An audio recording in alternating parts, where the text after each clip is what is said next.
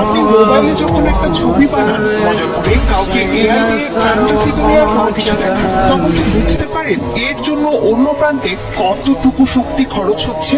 যে কৃত্রিম বুদ্ধিমত্তা এআই আজকের দুনিয়া বদলে দিচ্ছে, তার খরচ শুধু টাকা বা সময় না, বরং বিদ্যুৎ, পানি এবং প্রকৃতির দিক থেকেও বিশাল এক মূল্য দিতে হচ্ছে আমাদের। সমস্যা হলো আমরা অনেকেই জানি না, বুঝিও না যে এই চমকপ্রদ প্রযুক্তি পৃথিবীর পিঠে কতটা ভার ফেলে দিচ্ছে। ধরুন আপনি টিকটকে একটা এআই ফিল্টার চালালেন, মজা করেই করলেন, কিন্তু সেই ফিল্টার চালাতে ভিডিও গেল হাজার মাইল দূরের সার্ভারে। সেখানে এআই প্রক্রিয়া চালিয়ে রিটার্ন হলো নতুন ভার্সন। এই কয়েক সেকেন্ডের মজা নিতে গিয়ে আপনি জানতেও পারলেন না সেই সার্ভারে হয়তো কয়েক লিটার পানি বাষ্পে পরিণত হয়ে কমে গেছে। যখন একটা এআই ছবি বানানো হয় সেটা হয়তো এক ক্লিকে শেষ, কিন্তু সেই ক্লিকের পেছনে কাজ করে হাজার হাজার কিলোমিটার দূরের বিশাল ডেটা সেন্টার, যেখানে প্রতি সেকেন্ডে গুনগুন করে চলে হাজার হাজার প্রসেসর, যাদের কাজ আপনার কমান্ড বুঝে বিশাল এই পরিকল্পনার জগৎ সৃষ্টি করা। বিশাল কম্পিউটিং প্রসেস চালাতে লাগে গিগাওয়াটের পর গিগাওয়াট বিদ্যুৎ, আর সেই বিদ্যুৎ উৎপাদন আর সার্ভার ঠান্ডা রাখতে লাগে প্রচুর পানি। আপনি হয়তো অবাক হবেন, চ্যাটজিপিটির মতো একটি বড় মডেল ট্রেনিং এ গড়ে ঘন্টায় প্রায় 1287 মেগাওয়াট বিদ্যুৎ লাগে, যা দিয়ে বাংলাদেশের 40,000 গ্রামীণ পরিবার একদিন চলতে পারত। আর গুগলের ডেটা সেন্টার গুলো দিনে প্রায় 21 লাখ লিটার পানি ব্যবহার করে কুলিং এর জন্য। এটা প্রায় 4200 মানুষের একদিনের পানির সমান।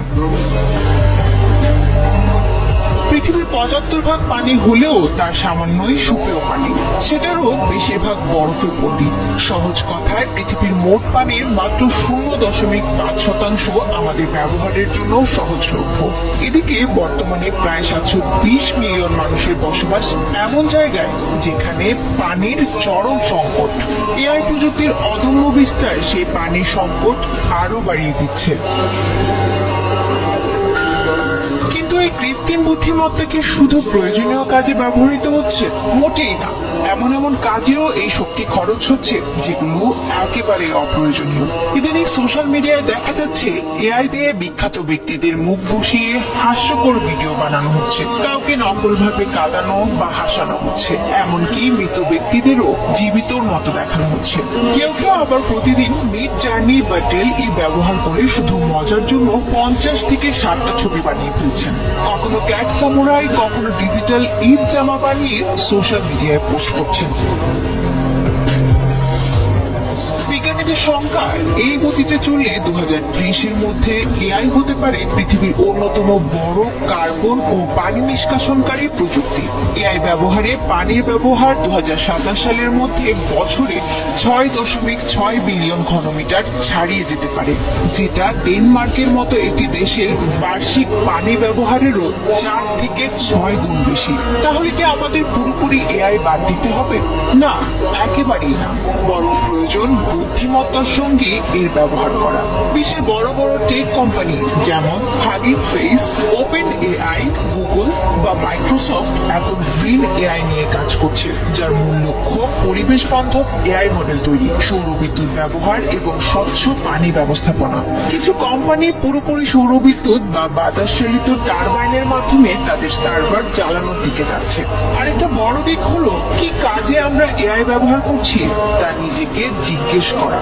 দরকার কি প্রতিদিন 20 বার মজা করে কুকুরের ছবি বানানোর, বা প্রয়োজন নেই চ্যাটবটের সঙ্গে প্রেমের অভিনয় করার। বরং যেসব কাজে সমাজ, শিক্ষা বা পরিবেশের উপকার হতে পারে সেসব দিকে মনোযোগ দেওয়া উচিত। এআই দিয়ে কৃষকের জন্য আবহাওয়ার পূর্বাভাস দেওয়া, রাস্তার জ্যাম এড়ানোর জন্য ট্রাফিক ডেটা বিশ্লেষণ, কিংবা চিকিৎসকের হাতে দ্রুত রিপোর্ট পৌঁছে দেওয়ার মতো কাজে প্রযুক্তিকে ব্যবহার করাটাই হবে সবচেয়ে কার্যকরী ও বুদ্ধিমানের কাজ। প্রযুক্তি আমাদের বন্ধু, তবে সে যেন পরিবেশের শত্রুতে পরিণত না হয়। তাই একটু দায়িত্ব নিয়ে, একটু বুদ্ধি দিয়ে ব্যবহার করলেই এআই হতে পারে আমাদের ভবিষ্যতের দিশারি, না ধ্বংসের বাহক।